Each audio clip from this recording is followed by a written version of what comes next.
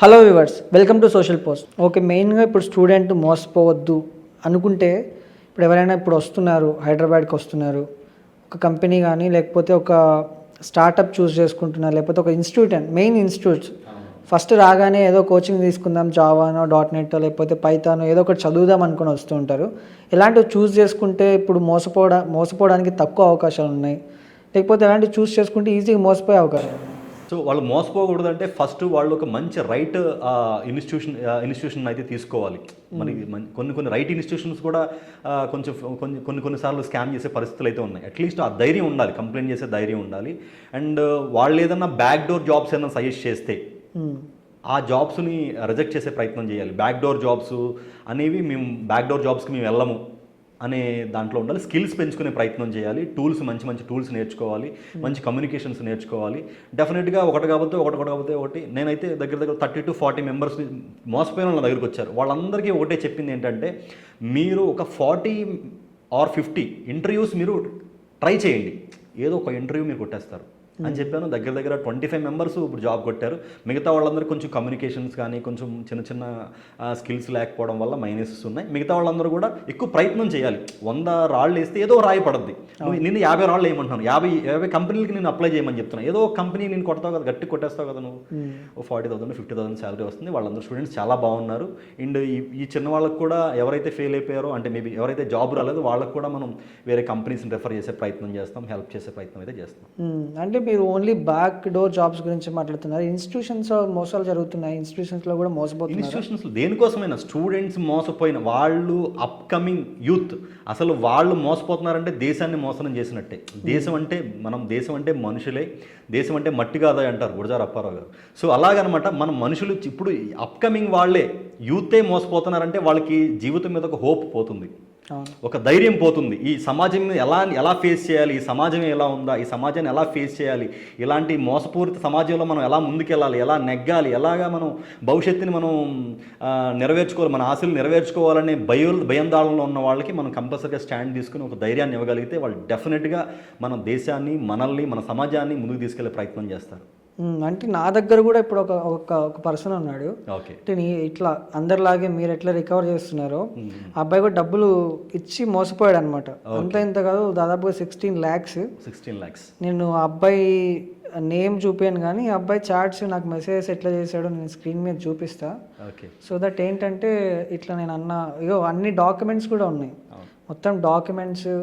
And ఆ అబ్బాయి FIR కూడా చేశాడు పోలీస్ స్టేషన్లో. బట్ పోలీసుల నుంచి ఎట్లాంటి రెస్పాన్స్ లేదు.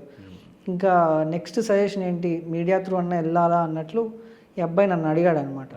సో ఇట్లాంటి అబ్బాయిలకి మీకు కనెక్ట్ చేస్తే మీరు రికవరీ చేసే ఛాన్సెస్ ఎంతవరకు ఉన్నాయి? అంటే కేసును ప్రాపర్గా మనం స్టడీ చేస్తే మనం ప్రాపర్గా వాళ్ళని ఏ విధంగా, ఏ స్టైల్లో పట్టుకోవాలి, పేరెంట్స్ త్రూ పట్టుకోవాలా, లేకపోతే మనోడు త్రూ పట్టుకోవాలా, మనోడు ఏదైనా జాబ్ చేస్తున్నాడా, లేదంటే బిజినెస్ చేస్తున్నాడా, లేకపోతే ఇదే పని అయితే మనం పట్టేసుకోవచ్చు. ఓకే, మళ్ళీ వాళ్ళు వేయచ్చు, మళ్ళీ పట్టుకోవచ్చు, పేరెంట్స్ని పిలిపించవచ్చు. వాళ్ళ అకౌంట్లో డబ్బులు ఎంత ఉంటే అంత డబ్బులు మనోడు కొట్టిచ్చేస్తాను. లేదు మనోడు సిబిల్ స్కోర్ బాగుంది, లోన్ తీసుకుని డబ్బులు ఇప్పించేస్తాం. ఇంకా వేరే ఆప్షన్ ఏం లేదు.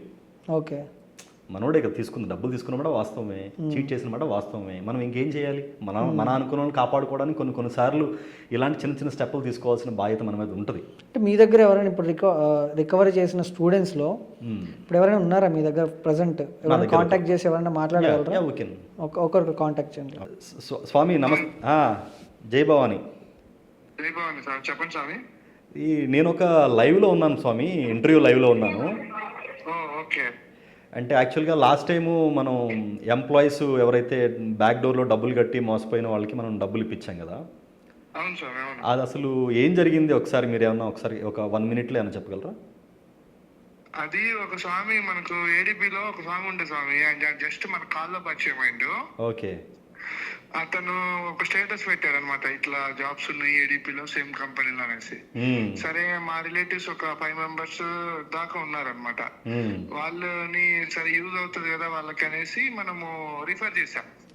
రిఫర్ చేస్తే ఆ స్వామి జస్ట్ ఆ మెయిల్ ఐడి, అతని పర్సనల్ మెయిల్ ఐడి నుంచి ఫేక్ ఆఫర్ కొట్టాడు. కొట్టి ఆఫర్ వచ్చేసింది, మీరు అర్జెంట్ గా ఒక 50,000 to 1 lakh పే చేయాలి, అనేసి తలా 1,02,50,000 అట్లా పే చేయించుకున్నాను అనమాట. త్రూ నేను మిడిల్ లో ఉన్నాను, నేను వేయించేసాను అందరికి. ఓకే. జాయినింగ్ డేట్స్ అంటే ఒక 1 month జాయినింగ్ డేట్ ఇచ్చాడు. 1 month వెయిట్ చేసాం. సరేలే ఆ స్వామి మేనేజ్ చేసుకుంటాడేమో, మనకు తెలియదు వీళ్ళందరూ జాబ్స్ కోసం వెయిట్ చేస్తున్నారు కదా అనేసి.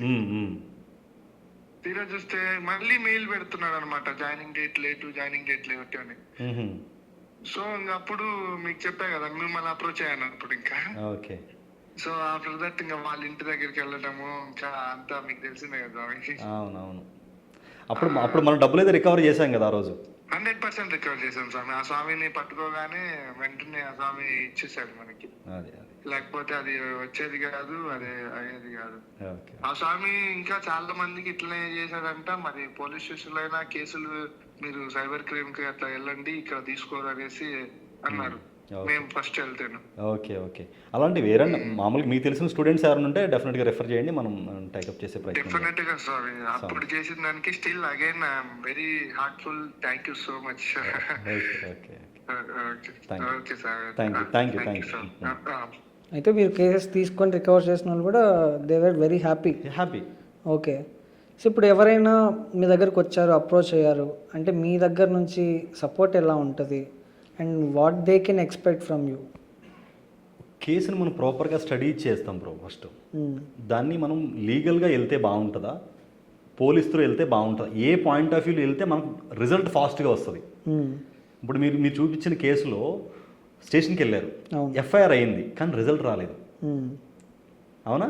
సో ఏ వేలో వెళ్తే బాగుంటుంది అనే పాయింట్ ఆఫ్ వ్యూలో ఆ వేలో వెళ్ళి పట్టుకున్నాం. ఇప్పుడు ఎగ్జాంపుల్ వాడిని పట్టుకుంటాం, వాడిని పట్టుకుని అసలు నిజంగా వాడు ఏం చేస్తున్నాడు అనేది మనం ఫోన్ చెక్ చేస్తే మనకు ఐడియా వచ్చేసింది.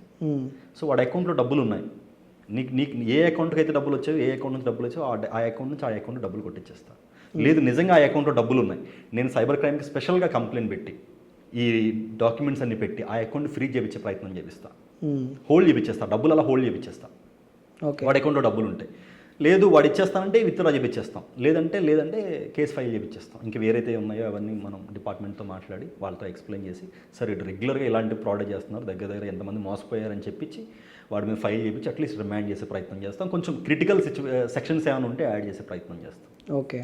లాయర్ని అటాచ్ చేసేదానికి ఒక లాయర్ని అటాచ్ చేసి క్రిటికల్ సెక్షన్స్ అంటే ఇప్పుడు జైలుకి వెళ్ళిపోతున్నాడు అంటే వాడు కొంచెం భయపడతాడు, వాళ్ళ పేరెంట్స్ భయపడతారు, వాళ్ళ పేరెంట్స్కి ఇన్ఫామ్ చేసే ప్రయత్నం చేస్తాం. వాళ్ళ ఎవరైతే కేర్ టేకర్ ఉన్నారో వాళ్ళకి ఇన్ఫామ్ చేసి డబ్బులు ఇస్తే మా డబ్బులు మాకు రికవరీ ఇస్తే మిమ్మల్ని వదిలేస్తాం. మిమ్మల్ని బాధ పెట్టడం మా ఉద్దేశం కాదు, మమ్మల్ని బాధ పెట్టకుండా ఉండాలి.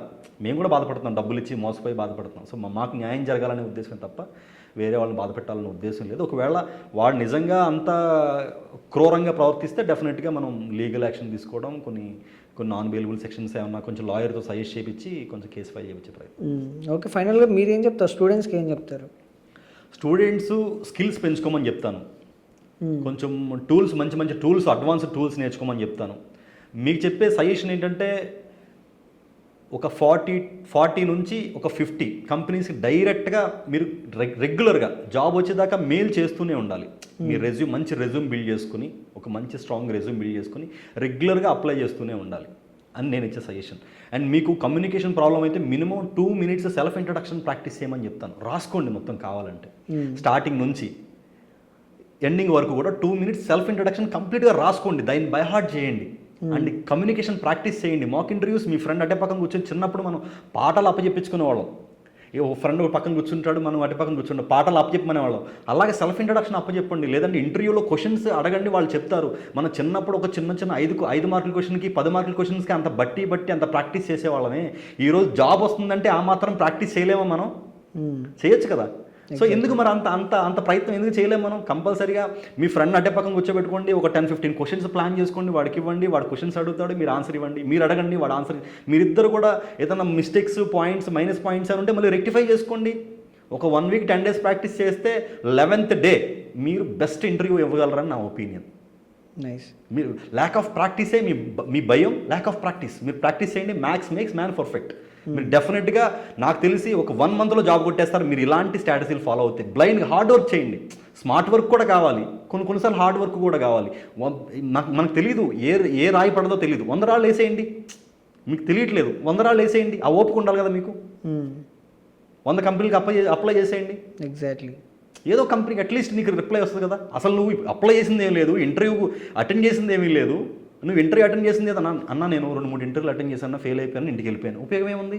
నువ్వు ఒక 20-30 ఇంటర్వ్యూలు అటెంప్ట్ చేసి నేను ఫెయిల్ అయిపోయానంటే అర్థం ఉంది. అసలు నువ్వు ఇంటర్వ్యూ చేసింది 10 ఇంటర్వ్యూలు కూడా సరిగ్గా అటెండ్ చేయలేదు. నువ్వు ప్రాక్టీస్ చేయట్లేదు, సెల్ఫ్ ఇంట్రడక్షన్ ప్రాక్టీస్ చేయట్లేదు. నీ రెజ్యూమ్లో ఏముంది అదే చెప్పు, నువ్వు ఎక్కువ చెప్పక్కర్లేదు, నీ రెజ్యూమ్లో ఏముందో అదే చెప్పు. సో వీళ్ళకి కొంచెం ఇలాంటివి తక్కువ అవడం వల్ల వాళ్ళు స్టూడెంట్స్ చెప్పేది అదే. ఓకే, మనం వాళ్ళు స్ట్రాంగ్ అయితేనే ఇంక వాళ్ళు బయటికి వెళ్ళరు, బ్యాక్ డోర్ అన్నా వీళ్ళు పట్టించుకోరు. చిన్న చిన్న ఇన్స్టిట్యూషన్ దగ్గరికి వెళ్ళి గబుక్కుని ఏదైనా కావాలన్నా ఏదైనా ఇబ్బంది అయినా కానీ కంపల్సరీగా మన కేపీహెచ్పి, గచ్చిబౌలి, మాదాపూర్ ఎక్కడున్నా కానీ స్టూడెంట్స్ ఎవరైనా ఉంటే జస్ట్ ఒకసారి మనం ఇన్ఫార్మ్ చేయొచ్చు. మెయిన్లీ అమీర్పేట్ ఎందుకంటే అది అడ్డా, అమీర్పేట అడ్డా. అవును, అమీర్పేటలో కూడా 2-3 స్పెషల్ ఆపరేషన్స్ ట్రై చేసాం మేము. అక్కడ ఆ రోజు మెయిన్ ఆథరైజ్డ్ పర్సన్ లేడు, సో ఆ రోజు మేము వెనక్కి వచ్చేసాం. లేకపోతే పట్టుకుని తీసుకెళ్ళిపోయి మాదాపూర్లో కూర్చోబెట్టడం, లేకపోతే మినిమం ఎవరి నుండి పిలిపించుకొని చెప్పేసి. గుడ్. ఏదైతే ప్రయత్నం చేస్తున్నారో that's a very wonderful job actually. ఎందుకంటే స్టూడెంట్స్ కొంతమంది చెప్పుకోలేరు ఇలా మోసపోయాము అని చెప్పేసి. ఎందుకంటే మీరు అన్నట్టు విలేజెస్ నుంచి వచ్చిన స్టూడెంట్స్ మైండ్ సెట్ ఎలా ఉంటుందంటే, హైదరాబాద్కి వచ్చాడు అంటే జాబ్తో తిరిగి వెళ్ళడం ఒక లెక్క అయితే, ఇలా డబ్బులు మోసపోయి తిరిగి వెళ్ళాడు అంటే పేరెంట్స్ ఏమనుకుంటారో, రిలేటివ్స్ ఏమనుకుంటారో, ఊర్లలో డిఫరెంట్ ఉంటుంది కల్చర్. అవునవును, అంత మెచ్యూర్డ్ ఉండరు. మోసపోయారంటే అరే చదువుకున్నాడు, బీటెక్ చేశాడు, అక్కడికి వెళ్ళి ఎట్లా మోసపోయాడు, ఇలా మాట్లాడుతూ ఉంటారు. దానివల్ల మెంటల్ ప్రెషర్ తట్టుకోలేక స్టూడెంట్స్ చాలామంది సూసైడ్ చేసుకునే థాట్స్ కూడా వచ్చిన వాళ్ళు ఉన్నారు. కేసులు కూడా చాలా ఉన్నాయి. సో వాళ్ళందరికీ మీరు ఇట్లా హెల్ప్ఫుల్గా ముందుకు తీసుకెళ్తున్నందుకు కూడా థ్యాంక్ యూ సో మచ్. మీదైతే ప్రయత్నం ఏదైతే ఉందో హార్ట్ఫుల్గా సక్సెస్ అవ్వాలి, స్టూడెంట్స్ చాలామందికి మంచి జరగాలని కోరుకుంటున్నా. సో ఈ వీడియో చూసే స్టూడెంట్స్ ఎవరైనా మీకు ఆల్మోస్ట్ ఆల్ మీ ఫ్రెండ్స్ అందరికీ షేర్ చేయండి. ఎందుకంటే ఇప్పుడున్నటువంటి ప్రజెంట్ మార్కెట్లో ఐటీ ఇండస్ట్రీ అనేది ఇట్స్ వెరీ కాంప్లికేటెడ్ ఇండస్ట్రీ. మీరు అనుకున్న అప్పట్లాగా ఐటీ ఇండస్ట్రీ అనేది లేదు. ఇప్పుడు చాలా కల్పరేట్ అండ్ అంత మోసం ఎక్కువ జరుగుతుంది ఐటీ ఇండస్ట్రీలో, కంపెనీసే మోసపోతున్నాయి. సో దయచేసి ప్రతి స్టూడెంట్ జాగ్రత్తగా ఉండండి. అండ్ మీకున్నటువంటి సర్కిల్లో ఇది మంచి ఇది చెడు అని 10 మంది దగ్గర అడిగిన తర్వాతే ఏదైనా ఒక డెసిషన్ తీసుకోండి. సో అండ్ చూస్తూనే ఉండండి సోషల్ పోస్ట్. అండ్ ఇలాంటి ఇన్ఫర్మేటివ్ వీడియోస్ కోసం సబ్స్క్రైబ్ కూడా చేసుకోండి.